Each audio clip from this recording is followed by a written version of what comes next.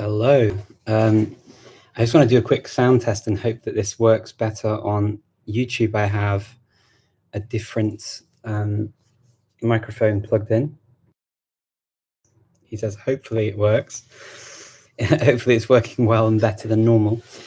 Good to see you. Thank you for joining. And yeah, great to be back again this week to talk about our favorite topic of languages. And this week, this week's topic has actually got some very different reactions. So I just want to sort of explain it a little bit first, because the question I asked was English, cancer or cure. Now, I absolutely understand that the word cancer is a very emotive word for many of us, including for myself, because I've lost a lot of people, family members and people who are very close to me and very dear to me over the years. And I think you can't go through life as long as I have without having been affected by cancer. And so I do apologize if that upset anyone. That definitely is not my intention. But I do think that strong vocabulary sometimes is necessary to quote. And the reason I use that word is because it's a word I've heard used about certain languages, particularly English. And the other word, cure, I haven't actually heard of cure as a word for English, but it went well with to sort of go against cancer, if you know what I mean, as a sort of the opposite of, and that's kind of where I've drawn the inspiration from that. So it was actually I'm quoting people I've heard use that word. So just to sort of give you some context as to why I chose that language and not something else. I feel that when we talk about language, sometimes very often actually, we do have a lot of emotive vocabulary that we use to describe it and to discuss it. And that's for many, many reasons. And the reason why I wanted to talk about this today and this week is that we are just in the start of Speak Cornish Week, which is a week that's been organised by the people who speak Cornish and have revived the language. The language, the last speaker died out, I believe, in 1777, and there were records of the written language, and the language was also fossilized in the way Cornish people speak, and even to this day in their English, in road signs, names of places.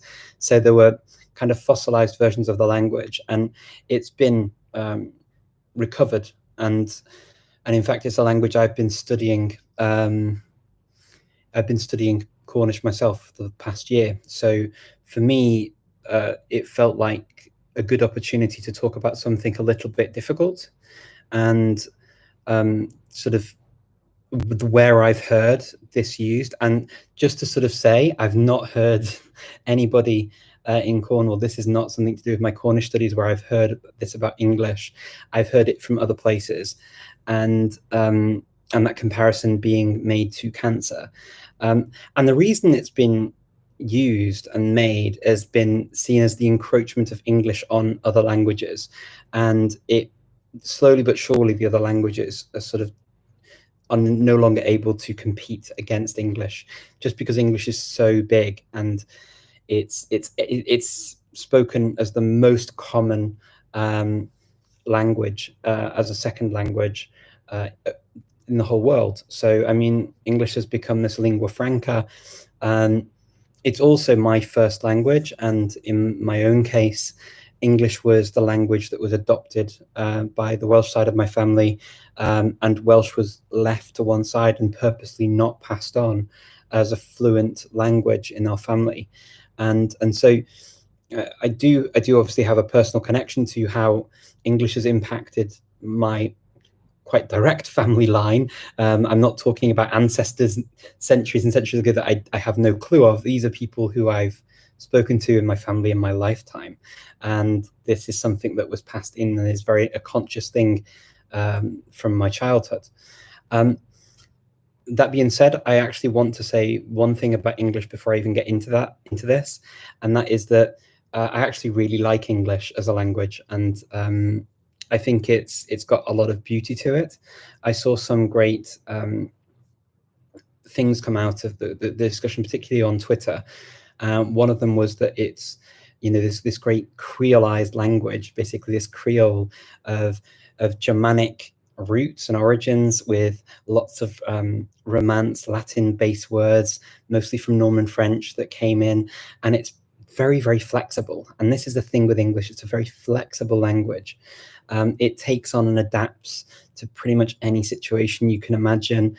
We relish the idea of taking on new vocabulary. In fact, we even celebrate it in English with, sort of, even in the news you see, and these words have now been officially recognized in English, and you get sort of a list of words that have come in, sometimes from popular culture. Some of those popular cultural words are also from other languages. So some of them are good, some of them are bad, in terms of sort of the associations with them. So it's a very interesting language in that respect. When you think of other languages where there is a very strong policing of the language until something's become official, English is more, how often is it used? And when it gets used to a point, they say, okay, well, it's used to the point now that it's English. And so it's adopted into English. So I think words like hygge, the Danish word for this sort of cozy environment, I remember when that became a thing in English, and it became an English word. So, and we keep this, we kept the spelling and we kept everything. So this is why English becomes extremely difficult to write, because sometimes we don't know how to spell things. Now, I want to talk about sort of English as sort of in terms of a language, and you can't really talk about English without talking about the cultures involved who speak and propagate English. So originally, obviously, the language is from the United Kingdom. It's from my home island, and as such, obviously, the origins of it are there, and there is, of course, the sort of the murky past of the United Kingdom, of Great Britain particularly, that went to different parts of the world and exported the language, and it was used as an official language. And the people that took it there, because they used the language to sort of as a lingua franca in those countries, and taught the peoples the language.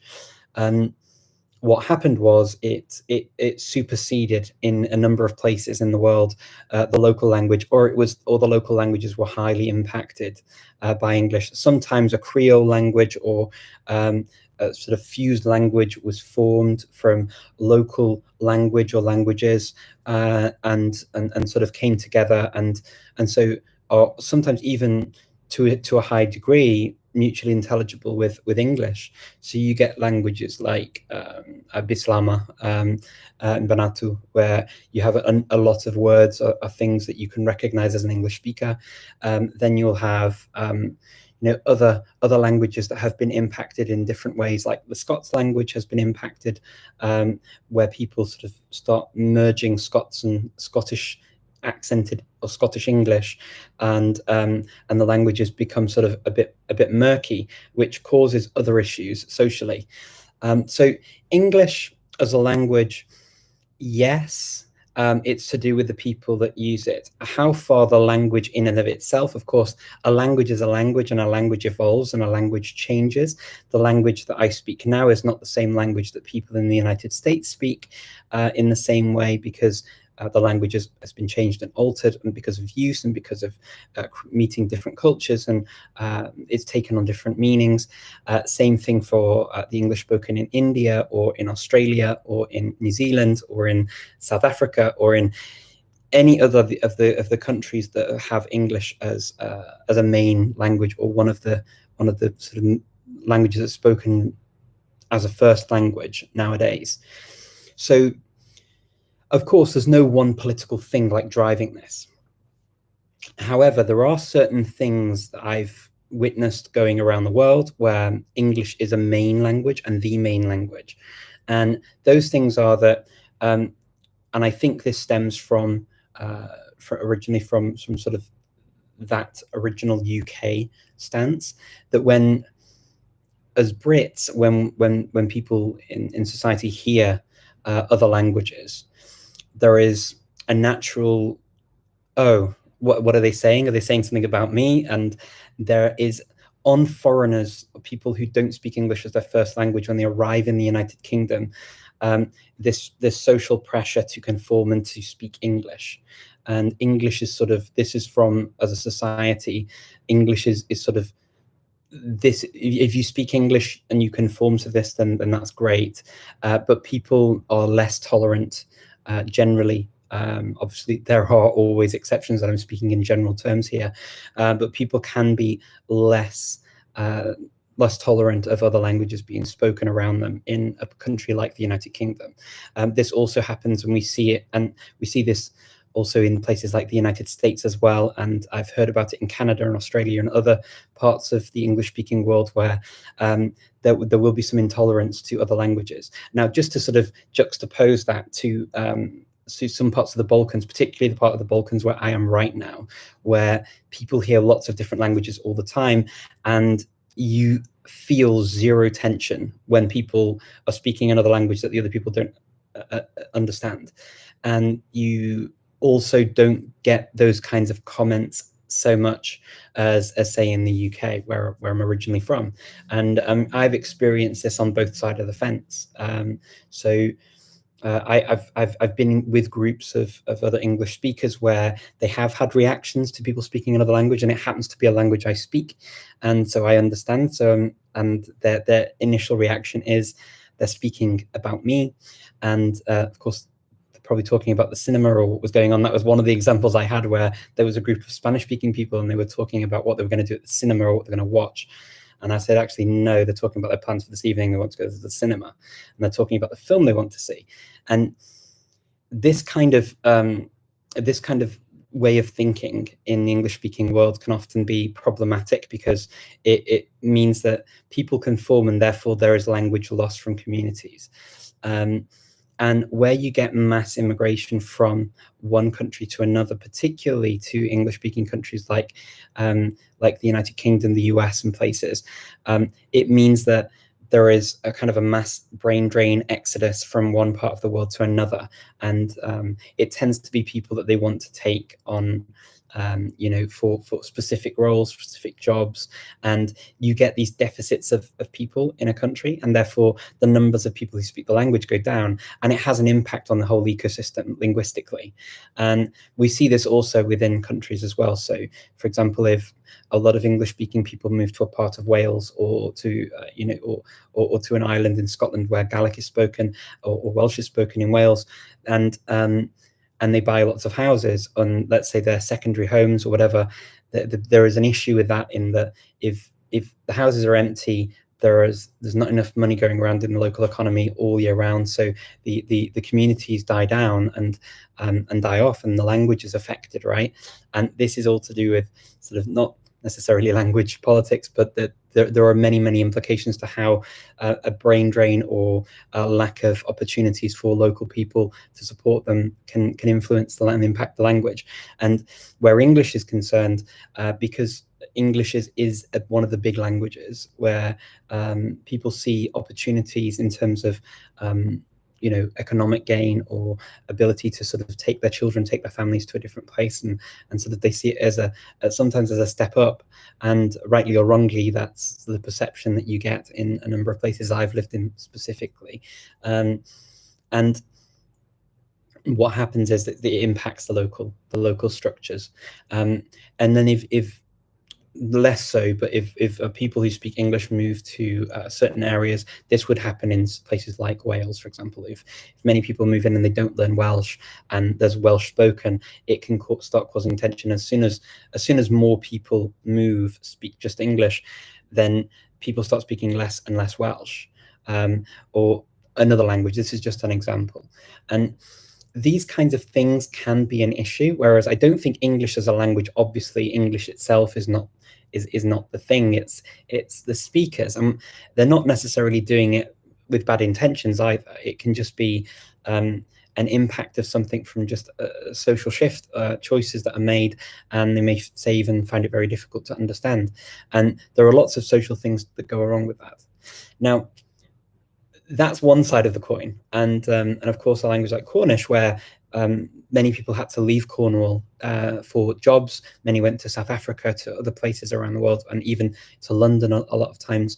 And so the numbers of people that spoke Cornish kept going down and down and down and down and down and down. And the numbers of people speaking English rose. So you had fewer and fewer people because of migration and because there was no infrastructure for this sort of language.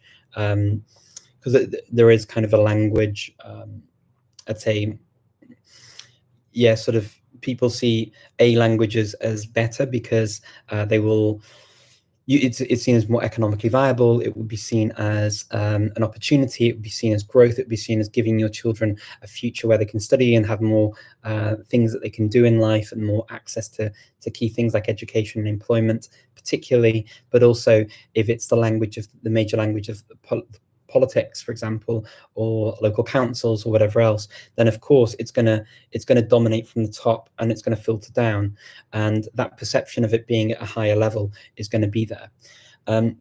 Now, that's the one side of the coin that I wanted to talk about. There is another side of the coin in terms of English, and that is as learners of other languages. So the language, for example, where as learners of other languages, whenever you travel anywhere, as English speakers, and this is one of the issues we have with education systems in the US and the UK and around the world, really, where English is spoken, is that because English is so readily used and learned as a second language by so many countries, the default thing to do when you go on holiday or when you move to a new place is to use English. And of course, it makes sense, right? We have a lingua franca. The thing that happens, though, in all of those communities is that a foreigner comes, they see a foreigner, they hear a foreigner. It could be visual, it could be audible, whatever it is, they perceive a foreign presence. And what they do is they automatically switch from their language to English. Now, this happens to people all around the world, and they go and they want to learn the language, and they arrive in the country and they think they're going to speak the language. And what happens? They walk into a shop, they walk into a bank, they walk into a cafe, a restaurant, and automatically English is spoken, and it becomes very difficult as a learner then to break that mold of speaking English, because things start in English. Maybe you don't feel so secure in your English, in your other language in the beginning, so English continues, and it becomes very difficult then to make these switches and to stop people speaking English. Some countries it's easier to do than others, and this is also another way where I've heard people refer to English as, wow, it makes learning languages very, very difficult and quite stressful. And I've seen people get very, very angry at speakers of a language in countries, particularly in the Netherlands. I saw a lot of frustration with people wanting to learn Dutch, but everyone speaking back in English. It was at a time where English was definitely the default for any foreigner, regardless of where you were from. You could be from the Czech Republic, you could be from wherever, but they would speak back in English. And that was because English is just this automatic switch almost in your head. You come across somebody not from your country and you speak that language. And I've seen people give up on language learning because of this. Now, I want to sort of add a bit of practical stuff to this whole conversation too. And I would say, if you're ever in that kind of situation where somebody speaks back to you in English and you want to speak the language, this is what I do, okay? I say in the language, and I learn this in advance as well. I make sure I know how to say this. Something like, thank you so much for speaking to me in English. I really appreciate it. I actually really like your language and I want to learn it. And it would be a big help if you could let me practice the language with you. And I may need help, and I may be able to ask you in English, now I know you speak it so well, if for a word or to get a correction. But if you wouldn't mind, I would love to be able to practice, because actually I really want to spend more time here, and I want to speak your language better.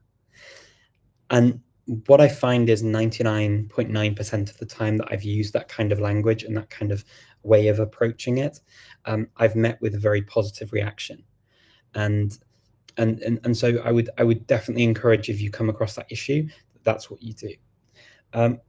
Now, the thing that we've seen over, say, the last few decades, with the use of English more and more across the world, and more and more people learning English as their first second language, or their main second language at school, is that people are tending to learn less and less their neighbours' languages. So a country like Poland, where people would speak more German, now would probably speak less German than before and more English. It tends to get to the point where people are learning their language, their home language or community languages, and then the language they learn that's not theirs is English. And that makes sense, and it makes sense for many people, and I think that will be the trend moving forward. So in a way, my own answer to my own question is that English is a cure for this sort of, you can, as a normal everyday person who just wants to travel around to different places and go on holiday, English is becoming the easiest lingua franca to use to get things done where you need to do them. So when I saw the responses to the question, when I posted it before this live, I had people answer saying that it was both. So some people saying it was a cure, it was amazing because you could get opportunities to study, you could access more people, you could talk to more and communicate your ideas more easily in different places, and then you got other people saying actually no, they thought it was a cancer, and so they backed up the sort of the quote that I was starting with, that I'd heard myself many times, of English being this cancer. I personally think that English as a language, and I agree with the person that wrote on Twitter, English as a language itself, no language can be seen as a cancer. And I definitely would not describe English as such myself.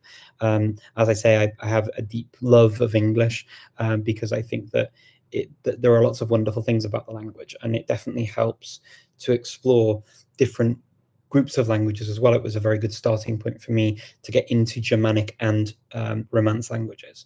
So I can't really complain about English too much myself. Where I would say it can be a stumbling block is when you go to countries, like the Netherlands, where the level of English is so high, you need to get a very high level of Dutch before they'll even start switching to Dutch and using it without going back to English.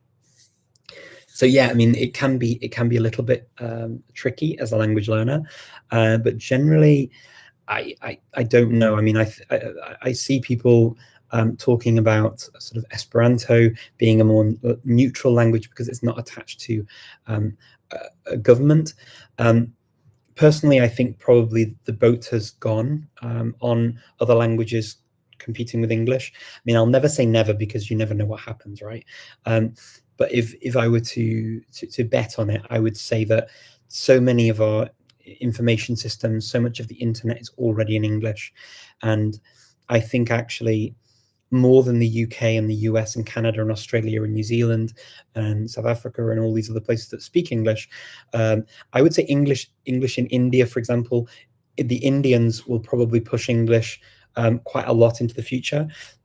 Huge country, huge potential, many people who use English and see English as a lot more neutral than Hindi politically. And so English in that way will be pushed further forward. And you see that, for example, comparing sort of people wanting to learn English in China compared to people wanting to learn Chinese in other countries, I think that the numbers are probably going to be higher on the other side of that fence. Although you do say more people, China has pushed out with its Confucius Institutes sprouting up around the world, more people taking on Chinese. English is still this language that is definitely one that people want to learn. So they're my first thoughts, and I'm actually quite interested to see what your thoughts are on this. So I've just realized that I haven't pressed, oh my word. Okay. The live didn't work on Instagram. Oh dear. But anyway, I am here on YouTube. Let me just see. I see here some questions that you've got. It's ironic about the Dutch. They're proud of speaking other languages, but they don't seem to understand that someone might want to speak that language. Yeah, that happens a lot with in the Netherlands. In fact, I remember I went into with my family. We went to visit this church in the center of Amsterdam, and I went and I spoke in Dutch when I bought the tickets, because it was this ticket thing that you had to buy tickets to go in. And this guy had an accented Dutch, and I could tell it was a North American accent. And he spoke to me in Dutch, and I just continued in Dutch. And he didn't notice my accent. He thought I was a local. And at the end of sort of the whole exchange, he asked a few questions, and I asked a few questions and said, "Oh, I'm just taking this family around to see." And he said to me at the end, "Thank you so much for continuing in Dutch. Most Dutch people actually go into English when they hear my accent." And I didn't have the heart to tell him that I wasn't Dutch. I just said, "Oh, you're very welcome. Thank you for making an effort to learn the language." And I hope that was the right thing to do. It felt like the right thing to do. I didn't want to sort of disappoint him and say, "Actually, you've been talking to a Brit this whole time, and yeah, I know your pain." So I just pretended I was Dutch, and sort of left it, and left him with hopefully a nice feeling that for once his progress and his efforts to learn the language were actually worthwhile and appreciated. So yeah, as every other language, English deserves all of our respect, and the sense that every language is worth learning, without exception. Languages means cultures, undoubtedly. Absolutely, Matthias, that's exactly where I'm coming from too. I'm glad you agree. Tim says, I'm with you. Many people probably haven't thought about replying in English might affect someone trying to speak the local language. It's great to start dialogues with them on this topic. Absolutely. It pays off every time in my experience. I prefer to see English as an opportunity to access more resources in my target languages. Okay, you can see this, the glass half full or half empty. That's up to you. Absolutely. So the cool thing about these languages that are sort of have had sort of many people learn them, like English, like Russian, like German, French, is you get a lot of materials that are written about languages that don't have other languages describing how to learn them or things like that. So actually learning a language like English or German or Russian can actually give you access to a lot of different materials that you wouldn't normally get. So absolutely, it can be a good way of accessing things. Yeah, however, local languages must be preserved and celebrate the diversity. Yeah, absolutely. This is where I think the two things don't need to be mutually exclusive. I think that we can have a lingua franca in English, and people can learn it, and we can use it when we need to use it. And I don't myself see that it's an issue in that way. I think that they can work. Because let's be honest, most people out there will want to learn a language or two languages max, and then just get on with their lives. And learning multiple languages isn't like multiple. When I say multiple, like more than 4, 5, 6, 7, or whatever else. That's not. It's not the complete norm for everyone, right? To want to do that people want to learn other things. So it does make sense to have a language like English. People learn reading, writing skills, and listening, but there is not so much discussion about when they use a certain language might be appropriate. Yeah, so yeah, using a language and the appropriateness of language use is key. So, for example, in my own life, if I were to use English in every single situation, it would be very strange, because I'm sometimes in situations where the people around me don't speak English well enough to understand everything I'm saying, to follow jokes or stories, or to interact and to have a seamless conversation. So for me, it would be quite an odd thing to do, to insist on English. So yeah, I think that there needs to be, and sometimes as well, sometimes when I talk about sort of other languages and English particularly, I don't shy away from speaking English. So when I go to language events like the Polyglot Conference and the Polyglot Gathering and Langfest, etc., I will sometimes be asked, well, why are you speaking English? And I said, well, it's my language and I like my language, first of all. Secondly, I use other languages all the time. They're part of my life, my daily life. So speaking English at a conference for me is not a big deal. It's like, okay, I don't particularly need to practice every single language at every single event. I don't feel that desperate need. I'm fortunate in that I've spent a number of years in different countries. So I've probably just got used to using more languages anyway. And so if I speak another language, great. But if I speak English the whole time, also great, because I'm interacting with people I want to talk to. And for me, the connection is the important thing. So I never shy away from that. At the same time, if people want to speak to me in other languages, I'm very, very happy to do that as well. I don't limit myself to English, but I also don't exclude English just because it's my language, and also because it's a language that can be seen as, oh, keep English away. And we often get this question and critique actually at language events. It's very English. And for me, the answer is very clear. Of course, I'm going to speak a lot of English. English is my language, and I recognize it's the language that most people do understand. So it's the one that's going to actually include as more people than if I were to say, okay, let me do everything in, I don't know, German. Yeah, I mean, German's going to get quite a lot of people, but it's not going to get the same amount of range as English in terms of internationals that will understand. I also, oké, zie, goed gedaan. Nederlanders hebben kennis van de Engelse taal, maar niet van de Engelse taalcultuur. Ja, kan zijn. Ja, eigenlijk wel. Ja, het is een beetje anders dan andere, als in Nederland bijvoorbeeld. Als je met Nederlanders spreekt, dan heb je wel een goed idee van dat eigenlijk Engelse woorden ook in het Nederlands gebruiken. En dat ze eigenlijk een beetje anders ook verstaan. Dat is wel, wel apart eigenlijk soms voor mij, om te horen hoe Nederlanders eigenlijk Engels in hun Nederlands gebruiken.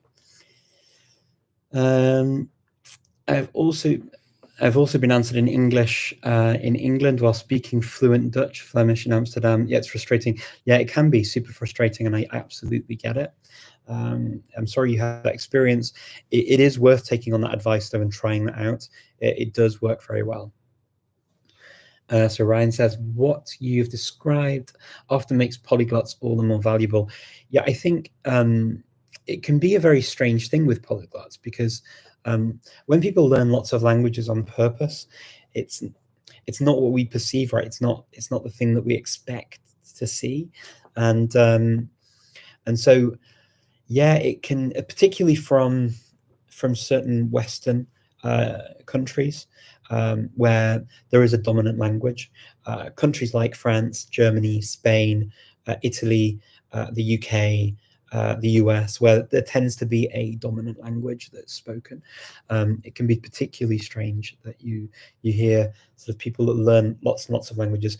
But strangely, there's a great number and a great percentage of people from those types of countries that you see. I mean, you do see people from other countries too, but you do see quite a lot of people who learn a lot of languages possibly because they speak a dominant language from one country or one part of the world. And I wonder what the percentages actually would be in real life, but I imagine that they'd be quite high. I mean, I know at the Polyglot Conference we see an awful lot of English-speaking people coming, and they will use other languages as well. Okay, let me just see some of the questions from above as well. Mia Dysgu Cernewek. Okay, great. Joseph Splan. Daugenes Cernewek. Do you like Cornish? O'n i the Saesneg and canker o gwbl. Mond iaith arall. Iaith arall. Dwi'n meddwl, to neb, dydy ddim cancer o gwbl, dwi'n meddwl, ond dwi'n just trio esbonio rhywbeth o'r blaen, fel English is a cancer ac y ti, ond dwi'n meddwl, mae Saesneg dim ond iaith arall hefyd, a dweud y gwir. Guten Abend. As a French speaker, I have only good experience of speaking French in the UK. Yeah, Paul, interesting you say that about French. So if French in the United Kingdom is seen as a language of learning, and it's got this, it really is still a language, seen as a very high cultured language. So some people might not like it, but generally speaking in the UK, whenever I spoke French with my daughter, when I went around town, I would get people asking me, oh, do you want to start a French group for our children to all speak and learn French? Strangely, no one asked me to do the same thing when they heard me speaking Macedonian. So there are definitely language hierarchies that appear, and it's connected to what people see as cultured, or what people see as the thing they want to be able to do. I find it quite interesting, actually, how that plays out. Nederlands is eigenlijk, ja, dankzij goede taalvaardigheden, prima kunnen begrijpen. Dat is één taal, niet alleen ter overdracht van informatie dient. Ja, dat is ook waar. Ja, ik vind eigenlijk voor mij Nederlands is een heel belangrijke taal voor mij om te leren. Want ja, ik heb in Nederland gewoond natuurlijk, en ik wilde ook Nederlands vloeiend kunnen praten. Ook voor mijn baan was het heel belangrijk Nederlands goed kunnen spreken. En dan ja, buiten in de stad heb ik ook Nederlands nodig om een brief te verstaan van de bank of van andere firma's in Nederland. Ze schrijven wel in het Nederlands en niet in het Engels. Want als wat fout gaat, bijvoorbeeld in een brief in het Engels, dan hebben ze problemen. Dus dan moeten ze alles in het Nederlands schrijven. Maar dat is wel interessant te zien, want ja, dan als ze praten, dan spreken ze wel heel graag Engels natuurlijk. Maar als ze schrijven, dan schrijven ze nog graag Nederlands. Moet ik zeggen, dat is geen officiële taal van Nederland. Dus dat gaat niet, dat ze eigenlijk alles in het Engels doen. Dat gaat helemaal niet. En dat heb ik ook gemerkt bij de mensen, mijn collega's daar in Rotterdam. Ze hebben heel veel moeilijkheden met Nederlands gehad. Want ja, ze hebben brieven in het Nederlands gekregen en dan kunnen ze eigenlijk niks van verstaan. Want ze spreken dan sowieso geen Nederlands buiten. En dan krijgen ze alles in het Engels, in het Nederlands. Sorry.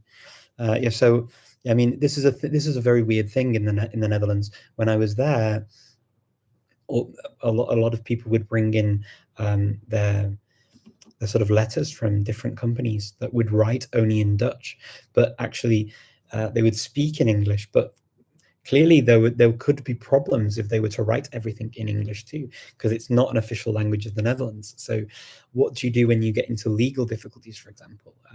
If you've written the wrong thing or used the wrong word or the wrong term, how do you then get past that? If you're writing in a language that's not the language of the country.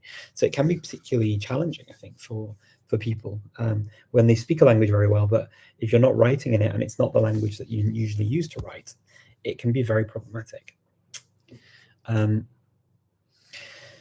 So yes, there we go. So they were my thoughts on English, and I sort of, as I was thinking about this topic, clearly I was very conscious that it's not necessarily the sort of language that people are used to in talking about languages, and I get that. But unfortunately, it is a type of language and a very strong use of English that's used to describe English, and sometimes even by other people as well in other languages. So I hope you've all found it useful. This will be a slightly shorter live. What I will do, because I can see that there are fewer questions here, and possibly because I didn't get Instagram working, I will head on over to Instagram and in a bit and sort of offer my apologies and sort of just do a question and answer session on Instagram as well. So if you want to join me on Instagram, feel free to join me on Instagram, and I will just do a language chat and direct people to this YouTube video that will go live after I finish. Thank you so much for joining me, and it was great to see you. And yeah, please do join me again next week. I look forward to talking to you again, and yeah, all the very best and happy language learning.